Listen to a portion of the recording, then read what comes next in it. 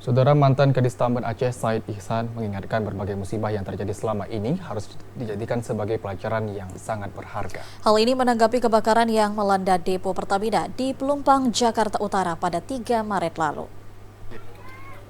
Kebakaran depo Pertamina Pelumpang, Jakarta Utara yang menewaskan 15 orang dan 49 lainnya mengalami luka-luka merupakan peristiwa yang menggemparkan.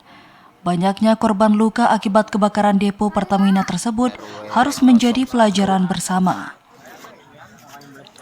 Menurut mantan Kadis Tamben Aceh, Said Ihsan, sarana produksi dan penyimpanan BBM tak semestinya ada di lingkungan padat penduduk.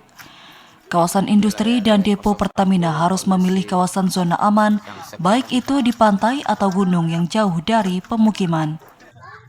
Industri itu jangan hanya dia bebaskan dalam kawasan industri. Dia harus memiliki suatu kawasan zona aman.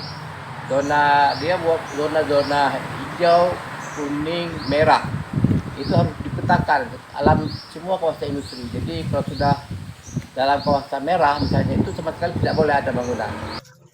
Di sisi lain, Said Ihsan yang juga pengamat perminyakan mengajak Pertamina agar mencari lokasi lain untuk posisi pengganti depo Pelumpang ini apabila tidak bisa membebaskan pemukiman warga korban kebakaran. Dari Banda Aceh, Fajariana, TVRI melaporkan.